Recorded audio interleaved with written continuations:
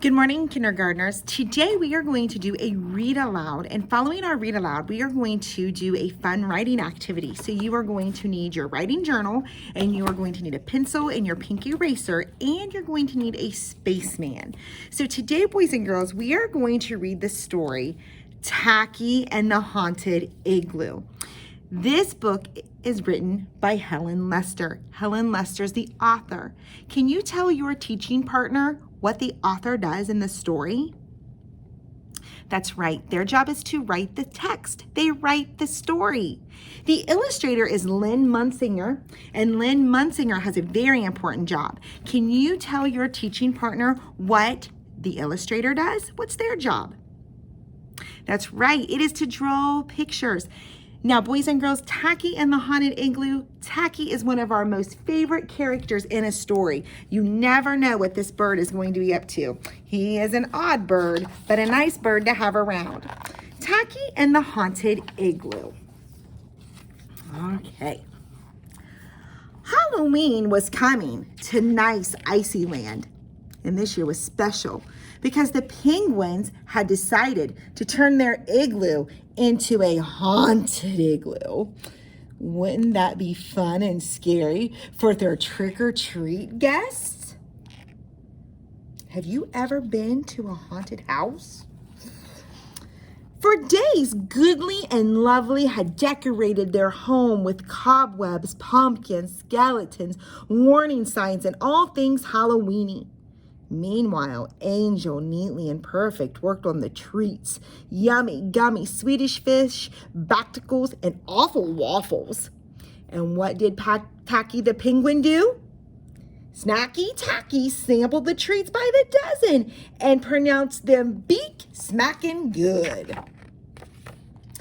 When the morning of big Halloween night rolled around, the penguins had a staff meeting. Who was going to haunt the haunted igloo? They were, of course, and that meant they had to choose very scary costumes. So Goodly became an insect. I'm afraid of the dark, admitted Lovely. So Lovely wore a dark outfit with a big black mustache. The scariest things I can think of are monsters, stammered Angel, who became a monster. And thunder and lightning are worse, added Neatly in a stormy outfit.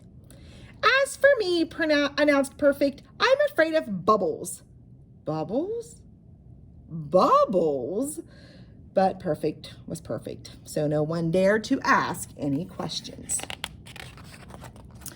Now the companions turned to Tacky. Tacky, what are you afraid of? Tacky couldn't think of a single thing that frightened him. Nothing? But, cried his companions, you can't wear nothing. It's Halloween. Think, Tacky, think. So Tacky waddled off into a thinking space. And thunk, and thunk, and thunk. He thunk himself into a sleep, didn't he? That evening, the first trick-or-treaters arrived at the haunted igloo, shivering in delight at the scary sounds like the buzz of an insect and the blub of a bubble. Cobwebs surrounded the visitors and skeletons popped out of the walls. Ooh, it was so scary. The trick-or-treaters kept coming and coming and coming. And when they had been scared silly, they all departed happily with shivering spines, feathers on end, and bags loaded with Swedish fish, baticles, and awful waffles. This was the best haunted igloo in the history of the world. But wait, things were going too well. Where, oh, where was Tacky? Had he forgotten it was Halloween? Knock, bangity, bangity, knock. The entire igloo clinked as it shook. Who could be banging so loudly? The noise hurt their ears. Boys and girls, who do you think's causing that knocking?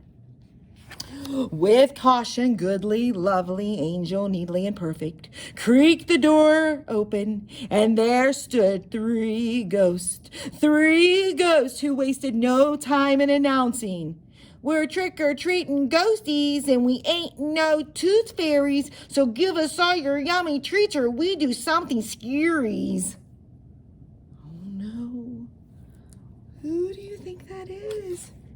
I don't think it's Tacky. Give us all your yummy treats. Now that really was scary, and the reason it really was scary was that there were no yummy treats left. Thanks to the visitors, and especially thanks to Snacky Tacky, not a Swedish fish scale, bactical, drip, or awful waffle crump remained. The three ghosts searched high, low, and sideways for signs of a treat. Nothing. And after finding nothing, they whipped off their costumes. The hunters! They were back. We's not called hunters for nothing, they growled. And with that, they began the chase. Gonna catch some pretty penguins and we'll grab them by the toe and we'll pop it in our treaty bags. Howdy ho ho! Oh no. All this commotion disturbed Tacky's nap. Thinking. Must be party time, he thought, as he rushed to get ready. Bursting on the scene, he shouted, "Is this a scary costume or what?" Who was Tacky dressed as? His companions pointed frantically to the big bullies in the doorway. Tacky waddled right up to the biggest hunter, gave him a friendly flipper slap, and exclaimed, "Well, howdy do, bro?" Bro? The hunters went from looking mean to looking slightly confused. Bro? Like in brudda? He mumbled. As soon as he looked at Tacky more closely, the big fellow began to get nervous. Him's got the same bootsies. Yup. Same pantsies, shirtsies, and suspenders. Same scarfy. Yup. And looky, him hat's just like mine. Gotta be my brother. And then a worse thought hit him, right in his itty-bitty brain. But wait, him's just exactly like me. Him's me twin brother. Then me's a twin, and not so scary looking. Me scared of myself. And at that, all three hunters dove their furry paws over their eyes. So the penguins they were, stuck with their three shaking and shivering hunters under the kitchen table. How long would they stay there? A week? A month? Forever? The shivering would waddle the table so the soup would spill. And where would they put their webbies when they sat down to eat? The hunters are scared, aren't they, boys and girls? Who scared them?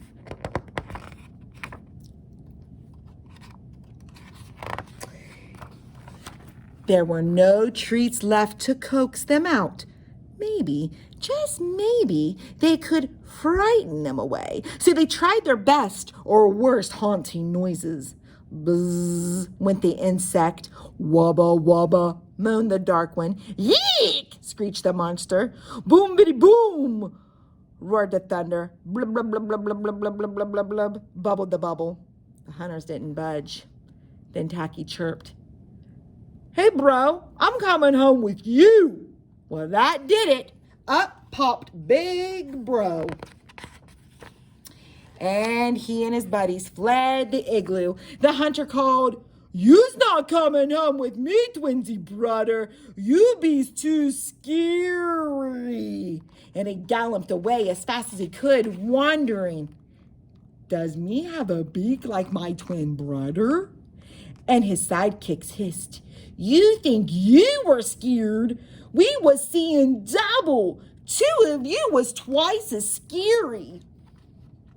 Back in the igloo, goodly, lovely, angel, neatly and perfect, hugged Tacky. Tacky was an odd bird, but he was a nice bird to have around.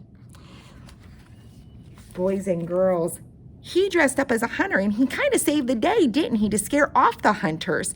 Tacky is an odd bird, but a nice bird to have around. Now, boys and girls, I would like you to get your journal and a pencil and your eraser, and we are going to begin our writing section next.